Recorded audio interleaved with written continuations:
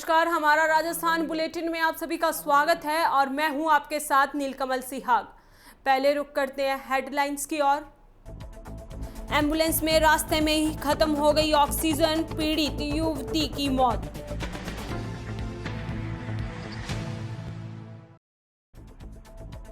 सत्यनारायण जोशी बने जोगनिया माता शक्तिपीठ प्रबंध एवं विकास समिति संस्थान के कार्यवाहक अध्यक्ष।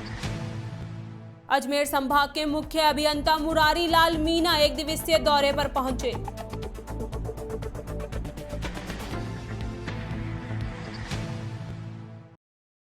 और अब खबरें विस्तार से। बाड़मेर जिले में चिकित्सा व्यवस्थाओं को लेकर लापरवाही का बड़ा मामला सामने आया है। यहां गंभीर हालत में जोधपुर रेफर की गई मरीज को ले जाते समय एम्बुलेंस में बीच रास्ते में ही ऑक्सीजन खत्म हो गई, जिससे पीड़ित युवती की मौत हो गई। इसकी भनक लगते ही नर्सिंग स्टाफ एम्बुलेंस खड़ी करके फरार हो गए। इस मामले को लेकर अब बवाल मचा हुआ है। मेडिकल विभाग इस गंभीर मामले की जांच कराने के बजाय लीपापोती का प्रयास कर रहा है। जानकारी के अनुसार मामला चौहटन उपखंड से जुड़ा हुआ है। उपखंड के जैसार गांव निवासी एक किशोरी की फूड पॉइजनिंग के कारण तबीयत बिगड़ गई थी।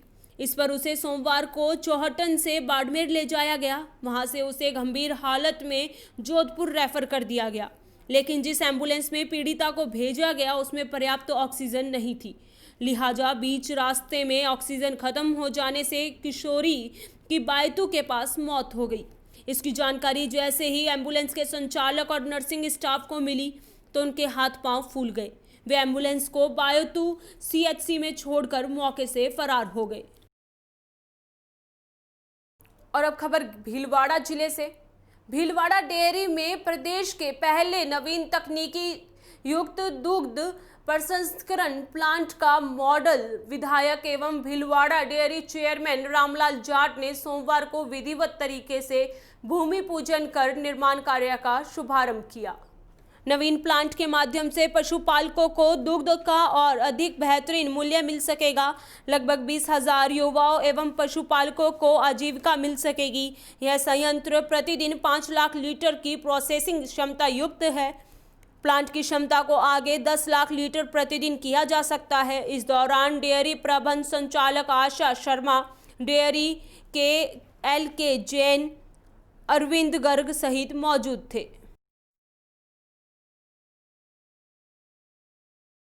और वहीं भीलवाड़ा जिले में जोगनिया माता में श्री जोगनिया माता शक्तिपीठ प्रबंध एवं विकास संस्थान की बैठक सोमवार को हुई, जिसमें संस्थान के पूर्व विधायक एवं संस्थान अध्यक्ष भंवरलाल जोशी पर अधिक कार्यभार होने की वजह से सभी सदस्यों ने सर्वसम्मति से सत्यनारायण जोशी को कार्यवाहक अध्यक्ष के रूप में नियुक्त किया है।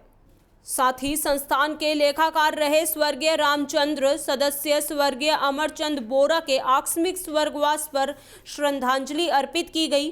बैठक में सर्वसम्मति से बेगू निवासी धनराज छीपा को संस्थान के नए लेखाकार के रूप में नियुक्त किया गया। बैठक में संस्थान के अध्यक्ष भंवरलाल जोशी, मुख्य अतिथि बानोड़ा बालाजी के पंडित कैलाश चंद्र शर्मा, उपाध्यक्ष सूरजमल मीना, भंवरलाल त्रिपाठी, व्यवस्थापक लाल सिंह परिहार, राम सिंह चुंडावत, नवल राम गुज्जर, पूर्व सरपंच कांटूदा प्रेमचंद धाकड़, रमेश गुज्जर, शिव कुमार त्रिपाठी, देवीलाल धाकड़, राम सिंह फोटोग्राफर, सीताराम धाकड़, शांतिलाल धाकड़ सहित अन्य सदस्यगण उपस्थित थे। सभा में कोरोना वायरस के चलते प्रशासनिक निर्देशानुसार ही दर्शन व्यवस्था व नवरात्रि में व्यवस्था करने का निर्णय लिया गया। सभी उपस्थित सदस्यों ने सत्यनारायण जोशी के कार्यों एवं मंदिर निर्माण कार्यों की सराहना करते हुए इसे और गति देने का निर्णय लिया गया और अभिनंदन कर बधाई दी। और अब खबर अलवर जिले के बानसूर से। पंच सरपंचों के चुनावों को लेकर दावेदारों ने प्रचार में अपनी पूरी ताकत झोंक दी है। हर किसी दावेदार को सरपंच का सेहरा बांधने के लिए कई जतन कर रहे हैं। बानसूर पंचायत समिति की सबसे चर्चित ग्राम पंचायत कल्याणपुरा में एक ही परिवार के चाचा भतीजा चुनावी मैदान में है। यहां रिजर्व एसटी सीट होने पर 2 उम्मीदवार सरपंच पद के लिए अपने भाग्य को आजमा रहे हैं। यहां एक ही परिवार के चाचा भतीजे में कांटे की टक्कर है। दोनों ही प्रत्याशी अपनी प्रतिष्ठा को बचाने में मतदाताओं से घर घर जाकर अपने पक्ष में मतदान करने की अपील कर रहे हैं। कल्याणपुरा ग्राम पंचायत नवसर्जित होने पर यहां के मतदाताओं में मतदान को लेकर काफी उत्साह देखने को मिल रहा है। बानसूर संवाददाता अमित यादव ने आज बानसूर की कल्याणपुरा ग्राम पंचायत में मतदाताओं से बात करने पर मतदाताओं ने बताया कि हमारी ग्राम पंचायत नवसर्जित होने पर हम विकास के नाम पर ही मतदान करेंगे। जो प्रत्याशी पंचायत क्षेत्र में विकास व जन समस्याओं का निराकरण कर सके। हाँ तो भूल पर बूझ ले मुझे। अब मेरी उम्र 60 साल की हो चुकी। मैंने खूब चुनाव देखे। मैं कार्य वाले आदमी को वोट देने के लिए सभी भाइयों से निवेदन करता हूं कि राम अवतार एक कार्यशील आदमी है, कार्य करता है, इसलिए हम तो भाई कार्यकर्ता को वोट दे रहे हैं। हमको जाति से कोई लेना देना नहीं है, जाति पाति से कोई लेना देना नहीं है, गांव से कोई लेना देना नहीं है। हम तो कार्य करने वाले आदमी को वोट दे रहे हैं। ये वर्कर आदमी अच्छा कार्य करता है, उसका आपको अनुभव है। इसके नाम पर मत कर रहे हैं। जो राम अवतार मेड़ा है, इसकी अच्छी पकड़ है, अच्छा विकास करता है, पहले भी अच्छा काम किया है, गाँव में अच्छे रास्ते बनवाए, पानी की समस्याओं को दूर किया था। ये नई ग्राम पंचायत बनी है, इसके कारण इसका विकास वही एक आदमी है जो कर सकता है। पूरी बानसूर तहसील में कयास लगाए जा रहे हैं कि चाचा भतीजा की आमने सामने टक्कर है, तो इसमें आपको क्या लगता है कौन विजय श्री प्राप्त करेगा? कयास तो इस तरीके से लगाया जाता है, पहले भी 3200 मतों से इन्होंने जीत हासिल की थी और उसी के अनुसार अब की बार भी अच्छी जीत का अनुमान लगाया जा रहा है। और जो भतीजा है वो नया है, वो विकास के बारे में अभी कुछ ऐसे जानकारी नहीं है। और अब खबर 12 जिले के छिपा बड़ौद क्षेत्र से। जैव विविधता के लिए बड़ा खतरा माने जाने वाली विलायती बबूल अब इंसानों के लिए खतरा बनता जा रहा है। पर्यावरण की दृष्टि से कोई उपयोग में नहीं आने वाला विलायती बबूल अब परेशानी का सबब बनता रहा है। छिपा बड़ौद उपखंड से गुजर रहे राष्ट्रीय राजमार्ग 90 पर छिपा बड़ौद कृषि मंडी से लेकर सारथल कस्बे व कलमोदिया के समीप परवन नदी तक संपूर्ण मार्ग अंग्रेजी बबूल के पेड़ों से अटा पड़ा है। मार्ग के दोनों ओर अंग्रेजी बबूल होने से मार्ग से गुजर रहे राहगीरों व वाहनों को विशेष परेशानियों से दुर्घटना की आशंकाओं के साथ मार्ग से गुजरना पड़ता है। वहीं मुख्य सड़क स्पष्ट दिखाई नहीं देने से मार्ग पर दुर्घटनाएं घट रही हैं। बबूल के पेड़ों से मार्ग संकरा हो जाने से आए दिन वाहन चालक मवेशियों से टकराकर मवेशी व राहगीर दोनों ही घायल हो रहे हैं। इसमें सबसे ज्यादा खतरनाक स्थिति कलमोदिया गांव से परवन नदी तक है। कलमोदिया निवासी रामविलास मीना, जाकिर मास्टर, भरत मीना, इंद्र सिंह आदि से मिली जानकारी के अनुसार कलमोदिया गांव के मुहाने से लेकर परवन नदी तक मार्ग पर अंग्रेजी बबूल से मार्ग संकरा हो गया है, जिसके चलते गांव के कई पालतू मवेशी वाहनों से टकराकर घायल हो जाते हैं या मर जाते हैं। वह मार्ग पर कई अंधे घुमाव होने से समस्या और गंभीर हो रही है।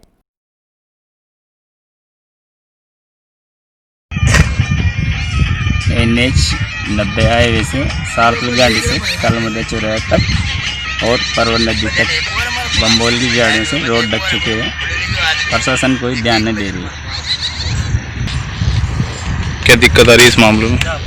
ये साधन वाधन चल रहा है, बाइक रोड पे कोई ध्यान नहीं दे रहे। 30 क्रॉस होते कोई ध्यान नहीं देते, दुर्घटना घट रही है। 1.5 बजे बोले कि हमारी काई नदी का साधन टकराव जाए, भैंस मर गई और मन ज्ञान ने परेशानी आ रही। 60 तल से नदी ताई ने 1.5 बजे बोले ये गुजरने में ट्रैफिक में आमने सामने से एक्सीडेंट हो जाते हैं, पचबोलियों की वजह से जानवर मर रहा है। ये रोड पा रही है कोई।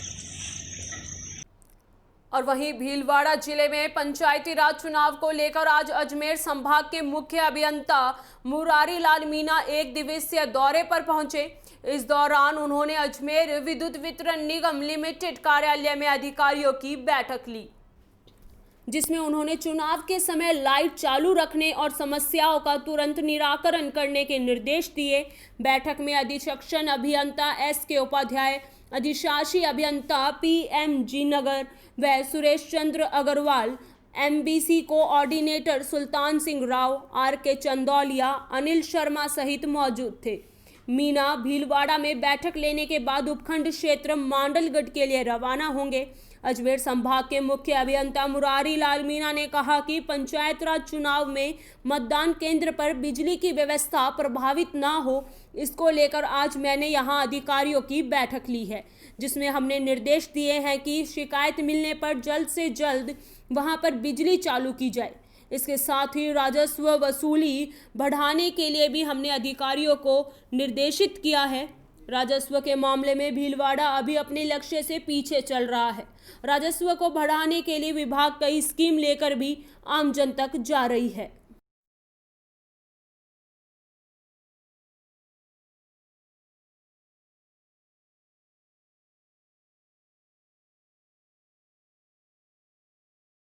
पंचायत राज के जो चुनाव प्रक्रिया चल रही है उसमें विद्युत सप्लाई सुनिश्चित रहे। जहाँ पोलिंग स्टेशन है, पोलिंग बूथ और जहाँ मतदान की काउंटिंग होती है उसकी बिजली सुनिश्चित रहे। और जहाँ जहाँ हमारे कर्मचारी जो सब स्टेशन पर तैनात है वो भी सप्लाई पे विशेष ध्यान रखें ताकि कोई प्रशासन को किसी तरह कोई तकलीफ नहीं आए। एक पॉइंट इस बात का। दूसरा ये है राजस्व जो हमारा निर्धारण करते हैं उसकी रियलाइजेशन पूरा नहीं हो पा रहा है, उसके लिए भी रूबरू होने आए कि ये नेक्स्ट से बातचीत करेंगे तो उनको किसी तरह की कोई सुविधा चाहिए तो गाड़ी वगैरह या स्टाफ कम है तो राजस्व वसूली बढ़ाने के भीलवाड़ा ठीक चल रहा है, लेकिन जो लक्ष्य दिए गए उस तक नहीं पहुँचे। बिजली का एक ऐसा सिस्टम है जिसमें पूर्ण रूप में तो ये नहीं कह सकते कि सभी जगह अच्छी बिजली रही है, लेकिन हमारी सामान्य बिजली रही है, किसी तरह का कोई बड़ा डिस्टर्बेंस नहीं है। ये हमने पूरी भीलवाड़ा से दूसरे जिले अजमेर और नागौर से पता है। किसानों को बिजली संबंधी कई रियायतें दी है, उसके बारे में भी हम लोगों से चर्चा करके और कर्मचारियों के माध्यम से उनको सूचित करेंगे कि वो राजस्व वसूली में वो रियायत का फायदा उठावें। ये कटे हुए कनेक्शन है उनको जुड़वा सकेंगे।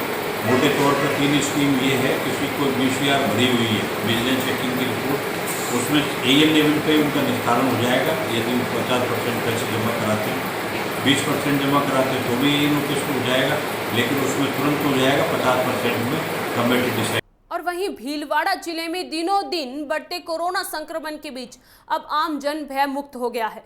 शहर में प्रशासन की लाख कोशिशों के बाद भी आम जन को मास्क और सोशल डिस्टेंसिंग की पालना नहीं करवा पा रहे हैं। शहर में आम जन को जागरूक करने के लिए प्रशासन पोस्टर लगाकर और चालान बना रहा है। भीलवाड़ा में अब तक कोरोना के 1,500 से अधिक मरीज आ चुके हैं और मृत्यु दर भी पिछले माह के बजाय इस बार बढ़ गई है। RRT प्रभारी डॉक्टर घनश्याम चावला ने कहा कि जिला कलेक्टर शिव प्रसाद M नाकाते के निर्देशन में हम पूरा प्रयास कर रहे हैं कि आम जन को जागरूक किया जाए कि बिना मास्क के घर से न तो निकले और सोशल डिस्टेंसिंग की पूर्णतया पालना करें, मगर आमजन इसकी पूरी तरह से पालना नहीं कर रहे हैं। ऐसे मामले में अधिकतर युवा इसे हल्के में ले रहे हैं। इनमें कोरोना के लक्षण हैं, इनमें कम होंगे, मगर बाद में उन्हें सांस की तकलीफ होने पर यहाँ मरीज जाते हैं, जिसके कारण हमें उन्हें ऑक्सीजन देकर इलाज करना पड़ रहा है। सोशल डिस्टेंसिंग और सामाजिक कार्यों के लिए भी आमजन को जागरूक होना चाहिए कि ज़्यादा से ज़्यादा कोरोना को दूर रखने के लिए सोशल डिस्टेंसिंग रखें।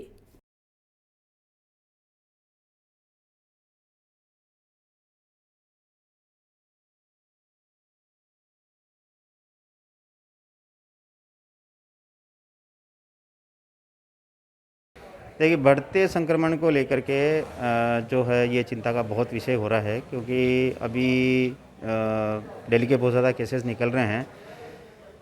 अभी भीलवाड़ा में करीब 4,500 केस से ज़्यादा हो गए हैं और डेथ रेट जो थी वो हम जो है इसको प्रॉपर ट्रीटमेंट देते हुए भी कुछ थोड़ी संख्या में परसेंटेज वाइज थोड़ी सी बढ़ी है। हमारा लोगों से यही निवेदन है और बार बार कलेक्टर साहब मीडिया के द्वारा अपील भी कर रहे हैं कि आप जो है अपना मास्क, सोशल डिस्टेंस और सैनिटाइजेशन ये इसका कड़ाई से पालन करें, क्योंकि अभी मार्केट में भी अभी भी उस अपील के बाद भी बहुत से लोग जो हैं बाइक पे 3-3 4-4 लोग निकल रहे हैं, बिना मास्क के निकल रहे हैं। उसमें से कोई पॉजिटिव बैठा है तो ये लगता है कि अभी इनकी एज ये है कि अभी इनको सिम्टम्स नहीं आएंगे, लेकिन हो सकता है हमारे यहाँ पे जो पेशेंट्स हैं ये अभी ऐसी कंडीशन में आ रहे हैं जिनके घरों में बैठे बैठे वो जांच तो करवा नहीं रहे हैं, सर्दी जुकाम बुखार है, इसको वायरल निमोनिया वायरल फीवर को देख करके, और वो जांच से डर रहे हैं और अपने घरों में दुब के पड़े हैं। वो फिर ऐसी कंडीशन में होते हैं कि श्वास को लेकर के जब आते हैं तो सेचुरेशन कभी 80 आ रहा है, कभी 75 आ रहा है और तुरंत उनको ऑक्सीजन की ज़रूरत पड़ती है। हम यहाँ पे ऑक्सीजन चढ़ा रहे हैं उनको, लेकिन फिर उनके जब उनके सैंपल लिया जाता है तो वो पॉजिटिव निकलते हैं। तो अपील ये है कि एक तो मास्क, बिना मास्क के आप बाहर नहीं निकले, और मास्क आपका ठीक है कि 100% प्रोटेक्शन नहीं कर पाता है, लेकिन जो है ये मास्क इतना ज़्यादा प्रोटेक्शन आपका कर लेगा कि उसकी जितने वायरसेस आपके थोड़े से एंटर हो रहे हैं तो उसमें वैक्सीन का काम करेगा ये।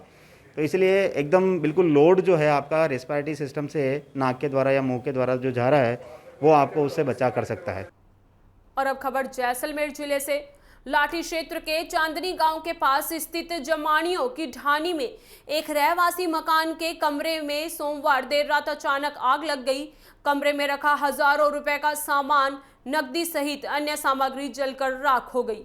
जानकारी के अनुसार क्षेत्र के चांदनी गांव के पास स्थित जमानियों की ढानी निवासी अमरी पत्नी हासम खां के रहवासी मकान के कमरे में सोमवार देर रात्रि को अचानक आग लग गई। पीड़िता अमरी ने बताया कि सोमवार देर रात परिवार सहित घर के सब लोग खाना खाकर सो गए थे। देर रात कमरे में बिजली के तारों में शॉर्ट सर्किट से अचानक आग लग गई। देखते ही देखते कमरा धूं करके जलने लगा।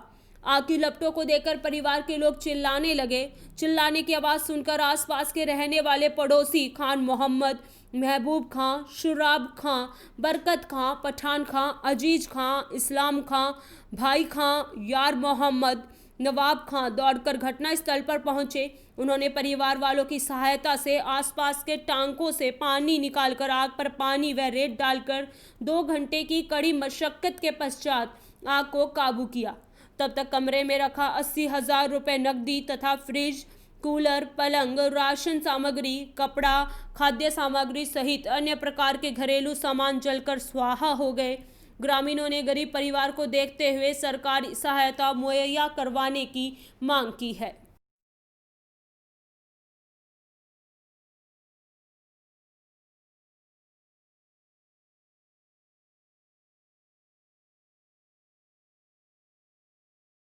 पलंग, कूलर, टीवी काले पर घेटा पैसा बोपारी दे गयो तो 80,000 रुपया दाओ। मैं बिस्तर दा बाइडा 50-60 हो। ओडन पैरन ना कपड़ा सारा ही बाड़ बुढ़ो थी गया। और अब खबर सिरोही जिले से। जावाल के सिरोही के मुख्य सड़क के किनारे बिजली के झूलते तार नजर आ रहे हैं। वह साथ ही ट्रांसफार्मर भी झाड़ियों से अटे पड़े हैं। बिजली के झूलते तारों से कभी भी हो सकता है बड़ा हादसा होने के अंदेशा जताया जा रहा है। झाड़ियों में अटे पड़े ट्रांसफार्मर के कारण शॉर्ट सर्किट का भय भी बना रहता है। दरअसल इस मार्ग से विभाग के आला अधिकारी भी गुजरते रहते हैं। इसके बावजूद भी किसी की नज़र इस अटे पड़े ट्रांसफार्मर पर व झूलते तारों पर नहीं पड़ती।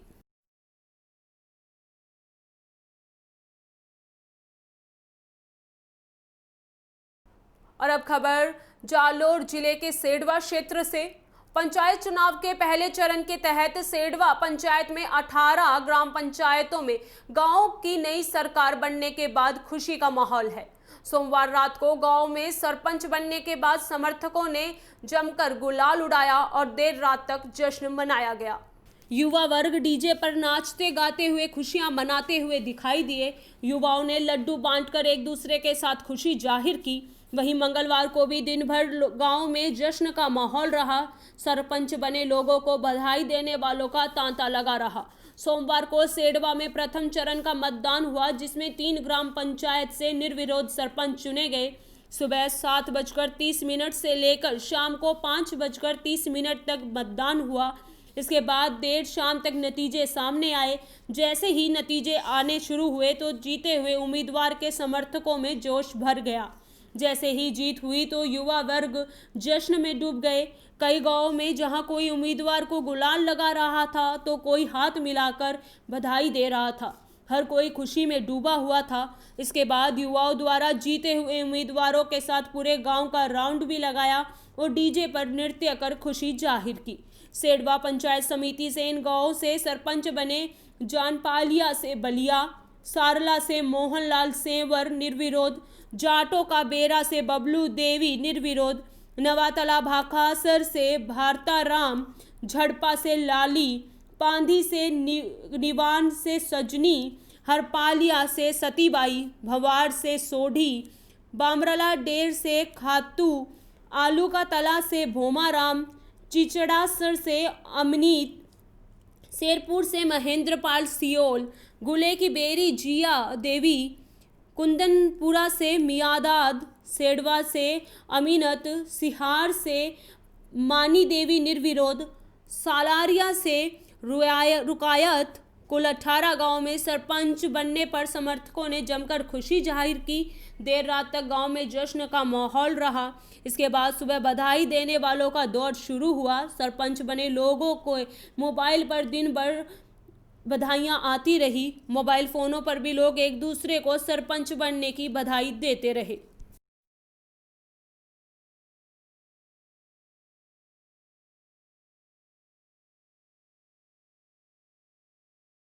नमस्कार, आप देख रहे हैं डीपीके न्यूज़। मैं हूं जयप्रकाश चौधरी। आज हमारे साथ में बमला डेर के नवनिर्वाचित सरपंच हिलाल खान जी, इनसे हम करेंगे खास बातचीत। इनके ऊपर गांव वालों ने किस तरह से मेहरबानी की जिसकी वजह से इनकी जीत हुई है। 169 वोटों से ये विजयी हुए। सर, स्वागत है आपका। बहुत बहुत धन्यवाद सर। 169 वोटों से आपकी विजय हुई है। लोगों को या ग्रामवासियों को आप क्या कहना चाहेंगे?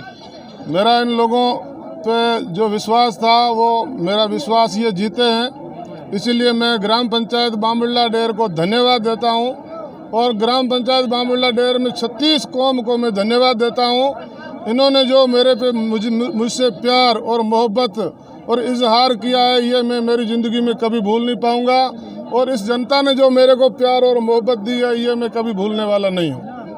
जी, आपको कितनी उम्मीद थी आपको विजय होने की? गांव वालों का आपके साथ में कितना प्यार रहा? कितने दिनों से आपका ये प्रयास जारी रहा? ये मेरा प्रयास करीब 10 महीनों से जारी रहा है, लेकिन गांव वालों ने जो मुझे मत समर्थन दे के विजय बनाया है, इसलिए मैं इस बामुल्ला डेर ग्राम पंचायत के 36 कौम का मैं ऋणी हूँ और ऋणी रहूँगा। मैं तो क्या भूलूँ, लेकिन मेरी औलाद भी नहीं भूल पाएगी। ये थे हमारे साथ में हिलाल खान जी, जिन्होंने हमको बताया कि एक यहाँ की जनता का प्यार है वो मैं ज़िंदगी भर नहीं भूलना चाहूँगा। कैमरामैन बिलाल बेनीवाल के साथ जयप्रकाश चौधरी, डीपीके न्यूज़, सेडवा। मैं यहाँ तीसरी बार सरपंच बना हूँ। मैं ग्रामवासियों को संदेश देना चाहता हूँ कि इन्होंने मुझे तीसरी बार सरपंच बनाया है, इसलिए मेरी ये भावना है कि इनका एहसान उतारने के लिए 5 साल मैं इनका विकास करूँगा तन और मन से। जो भी बच्चों की शिक्षा के लिए और विद्युत के लिए, किसानों के लिए और पानी के लिए जो भी हमारी प्लान है वो उसका पूरा काम करूँगा। गांव की आधुनिक व्यवस्था जो भी वो पूरी करूँगा। इसलिए इन लोगों ने मेरे पे विश्वास जताया है, इसलिए मैं गांव को धन्यवाद पात्र है, ग्राम पंचायत को सब धन्यवाद देता हूँ। सर, आपकी कितने वोटों से विजय हुई? 799 वोट से।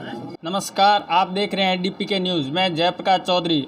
भंवार से विजयी हुए हैं सोढ़ी देवी जी, सरपंच नवनिर्वाचित। उनके पार्टी के ही हमारे साथ में प्रतिनिधित्व करने वाले अनंत राम जी, पूर्व सरपंच भंवार से, उनसे हम सवाल करेंगे। सर, किस तरह से जनता का आपको प्यार मिला और किस तरह से आपकी विजय हुई, सर बताने का कष्ट करें।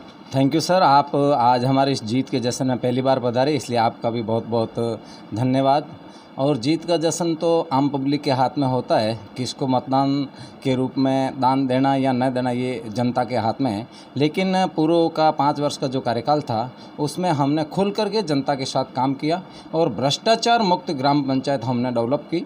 आज मेरी ग्राम पंचायत में किसी भी व्यक्ति से यदि जानकारी ले ली जाए कि पूर्व सरपंच अनंत राम और उनके सहायक सचिव जो उनके साथ रहे, उनमें से यदि किसी ने भ्रष्टाचार के रूप में या रिश्वत के रूप में यदि 1 भी रुपया मांगा हो तो आप खुल करके हमारे सामने, आपको 1 भी व्यक्ति गांव का नहीं मिलेगा। सबसे बड़ा एजेंडा हमारा ये रहा। दूसरी बात, प्रधानमंत्री आवास के लिए हमने खुल करके आम लोगों की सहायता की जिन एकदम गरीब तबके से लोग थे जो बनाने में सफल नहीं हो पा रहे थे, क्योंकि लगभग 1,48,000 रुपये की जो आवास की लागत है और जो फंड मिल रहा है उसमें एक घर पक्का बनाना थोड़ा कठिन रहता है, लेकिन उसका सहयोग लेकर के और गांव के लोगों ने जो आवास बनाया, हमने खुल करके उन लोगों का सहयोग किया, सस्ते दाम पर पत्थर उपलब्ध करवाए, बजरी उपलब्ध करवाई, सीमेंट उपलब्ध करवाया और ये लोगों के लिए वास्तव में एक छत के रूप में वरदान साबित हुआ है और सबसे पहला कदम आम लोगों का वही था। दूसरी बात, गांव के अंदर किसी भी प्रकार की पिछले 5 वर्षों में एक भी शिकायत नहीं होना, शायद ये बाड़मेर जिले का सबसे बड़ा टॉप का रिजल्ट रहा होगा ग्राम पंचायत भंवार का कि 5 वर्ष में एक भी किसी प्रकार की लिखित में शिकायत नहीं मिली है। सर, जनता ने जिस तरीके के साथ आपको प्यार दिया, आपको मतदान दिया, जनता को आप क्या संदेश देना चाहते हैं? मैं ग्राम पंचायत भंवार के सभी मतदाताओं का बहुत बहुत आभार व्यक्त करता हूं। जो हमारे साथ रहे उनका भी आभार व्यक्त करता हूं और जो हमारे साथ न रहे लेकिन आने वाले समय में हमारे साथ रहेंगे उनके लिए मैं पूर्व में भी उनका आभार व्यक्त करता हूं। मतदान के समय हर व्यक्ति अपना मत सोच समझ करके करता है। ग्राम पंचायत में कई छोटी बड़ी घटनाएँ होती रहती है, लेकिन उन सबको दरकिनार करते हुए और आम पब्लिक ने खुल करके सोडी देवी का समर्थन किया और सोडी देवी हमारे ग्राम पंचायत भंवार की नवनिर्वाचित सरपंच बन करके और हम सबके सामने खड़ी हुई है। ये थे पूर्व सरपंच अनंतराम विश्नोई, जिन्होंने सोडी देवी पार्टी से हैं और इन्होंने अपने मन की बात कही। मैं बीलाल बेनीवाल के साथ जयप्रकाश चौधरी, DPK न्यूज़, सेड़वा।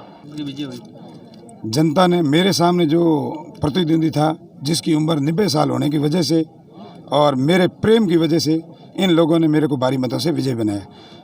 जनता ने ये सोच लिया कि जो 90 साल का आदमी है, अनपढ़ है, अंगूठा लगाता है तो वो अपना काम नहीं कर पाएगा। और महेंद्र को पूर्व में भी 2 बार इसी पंचायत बामल्ला से सरपंच, बामल्ला शेरपुर और ओगाड़ा से पंचायत समिति सदस्य बनाए। इन लोगों का मेरे पे विश्वास होने के नाते इन्होंने मेरे को भारी मतों से विजय बनाया। प्रथम मीटिंग में पूरी पंचायत शेरपुर के जो लोग पेंशन से लाभान्वित नहीं हैं उनका प्रथम कार्य ये रहेगा, सब लोगों को पंचायत में बुलाकर उनको पेंशन दिलवाई जाए। और जिन लोगों के नरेगा के तहत अगर रोज़गार नहीं मिल रहा है, जिनके जॉब कार्ड नहीं बने हुए हैं, जिन व्यक्तियों ने शादी कर ली, उन्होंने अलग घर बसा लिया, तो उनके परिवार का जो भी अलग रह रहा है उनके लिए जॉब कार्ड की सुविधा और उनको रोज़गार देने की। जोधपुर में पंचायत राज आम चुनाव 2020 के दूसरे दौर के प्रथम चरण के कल हुए चुनावों में निर्वाचन विभाग के द्वारा कोरोना संक्रमण की गाइडलाइन के तहत सोशल डिस्टेंसिंग व मास्क पहनकर मतदान करने के आदेशों की खुलेआम धज्जियां उड़ाई गई। प्रशासन मूक दर्शक बनकर देखता रहा। कोरोना संक्रमण के बीच में जहां एक और जोधपुर शहर में शुक्रवार शाम 10 बजे से सोमवार सुबह 5 बजे तक पूर्ण लॉकडाउन की घोषणा प्रशासन की तरफ करके कोरोना संक्रमण के बढ़ते मामलों में कमी लाने का प्रयास किया जा रहा था, वहीं सोमवार को सुबह 8 बजे से शाम 6 बजे तक चले पंचायत चुनावों के मतदान में मतदान केंद्रों पर चुनाव आयोग द्वारा जारी कोरोना संक्रमण की गाइडलाइन के तहत मतदान करवाने के नियमों की जबरदस्त धज्जियां उड़ाई गई। मतदान केंद्रों पर प्रशासन की आंखों के सामने मतदाता सोशल डिस्टेंसिंग के नियमों को ठेंगा दिखाते हुए लाइन में एक दूसरे से सटे हुए नजर आ रहे थे, तो वहीं अनेक मतदाता बिना मास्क तो कुछ मतदाता सिर्फ पुलिस की उपस्थिति में उनके डर से मास्क पहनते नजर आ रहे थे।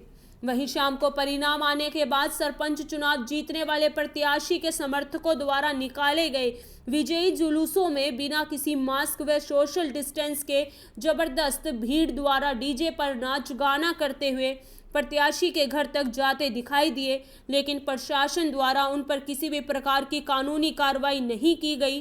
देश व प्रदेश में कोरोना संक्रमण के हालातों को देखते हुए निर्वाचन विभाग को समय रहते पंचायत राज चुनावों के शेष रहे 3 चरणों में कोरोना संक्रमण के आदेशों की कड़ाई से पालना करवाना होगा, अन्यथा ये चुनाव कोरोना संक्रमण को बढ़ावा देने में मददगार साबित होंगे।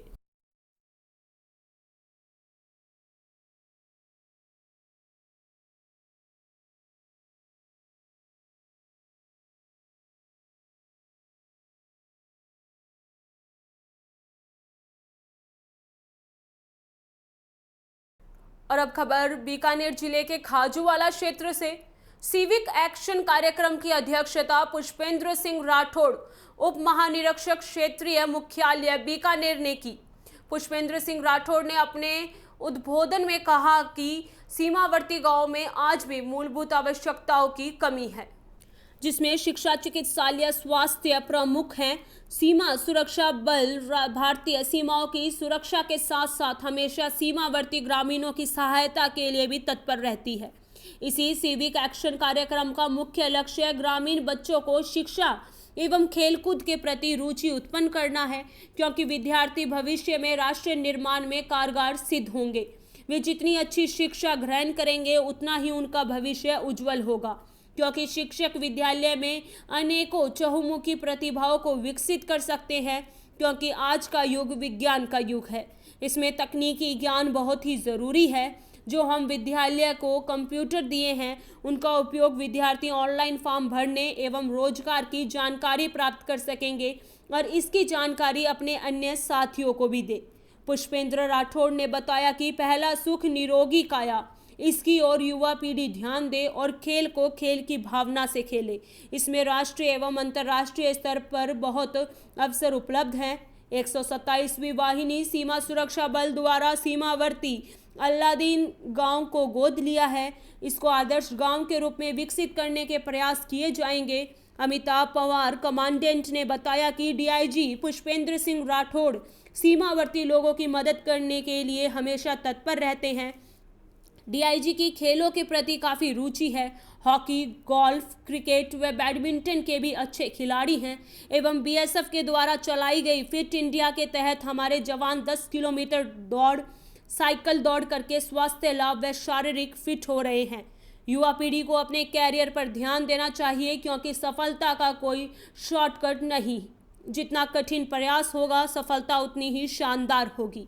सरपंच 34 के वाईडी रविंद्र कस्वा ने अपने उद्बोधन में बताया कि बीएसएफ भारतीय सीमाओं की सुरक्षा के साथ साथ हमेशा सीमावर्ती लोगों की सेवा के लिए तत्पर रहती है और सिविक एक्शन कार्यक्रम की काफ़ी प्रशंसा की गई।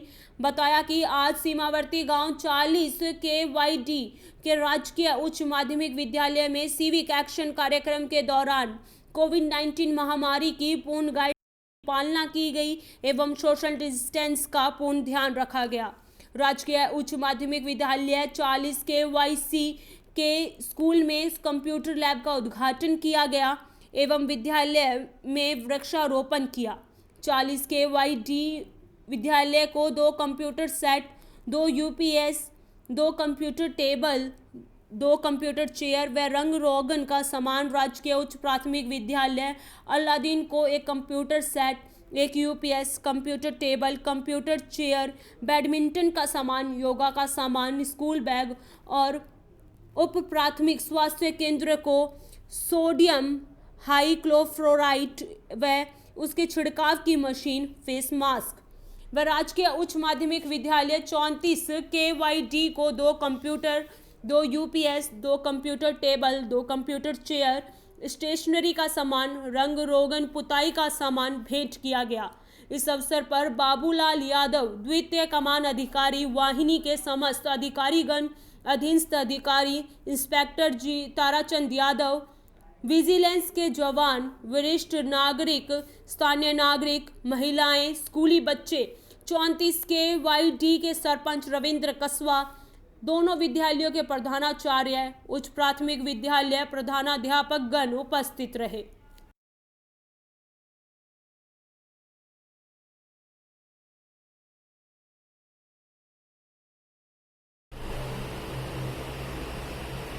सर, आप बीकानेर के डीआईजी हैं और आप जब से बीकानेर में डीआईजी आए हैं, जब से लेके बॉर्डर के ऊपर बहुत सारी गतिविधियों में आप भाग ले रहे हैं। सामाजिक सरोकार की बात करें या बीएसएफ का खुद की बात करें, और अभी आपने एक बीड़ा उठा रखा है जैसे गांव गोद लेके और कंप्यूटर्स वगैरह लगाने, इसका उद्देश्य है? उद्देश्य मैंने अभी अपने भाषण में बताया। हमारा मेन मकसद ये है कि गांव के लोगों से मिलकर बॉर्डर पे काम करना। इनके अंदर भी सुरक्षा की भावना पैदा होती है कि देखो बीएसएफ बॉर्डर पे गार्ड कर रही है। कहीं इनके दिल में ये नहीं हो देखो ये हथियार लेके जवान यूनिफॉर्म में घूमते हैं, इसलिए उनको पता चलना कि ये भी हमारे आदमी है। तो ये मिलजुल कर हम काम करेंगे तो इनमें भी एक सुरक्षा की भावना पैदा होगी कि बीएसएफ हमारे लिए बॉर्डर सुरक्षा कर रही है। बॉर्डर पे कोई क्राइम हो, बड़े इंसिडेंट हो तो इनको कोई डर ना रहे, और इनको हमारे से डरने की जरूरत नहीं, और ना कि कोई भी असामाजिक तत्व यहाँ इस एरिया में आएगा तो उनको ये रहेगा कि हाँ बीएसएफ हमारी सुरक्षा के लिए। पुलिस तो हर एक जगह पर नहीं पहुँच सकती। और ये जो प्रोग्राम किया है इससे रिमोट एरिया है, क्योंकि ये शहरों से दूर है, तो हम चाह रहे थे कि जितने भी बॉर्डर एरिया में हम जो है जितना भी गाँव वालों के लिए कर सकें किसी भी तरीके से, स्कूलों में कोई दूसरे सिविक एक्शन प्रोग्राम में मेडिकल कैंप लगा के, स्कूल जैसे हमने अलादीन स्कूल अडॉप्ट किया है, इस स्कूल को हम चाहेंगे कि इसके अंदर और हम क्या कर सकते हैं। बाकी स्कूलों भी कुछ ना कुछ ऐसे प्रोग्राम करते रहना चाहिए जिससे कि गाँव वालों को भी भला हो। आने वाला जैसे अल्दीन आपने गोद लिया है तो अल्दीन के अंदर आप आगे क्या करने जा रहे हो? उसको हम और सरकार से देखते हैं, हमारे पास और फंड अगर जो भी आएगा उस फंड को देख के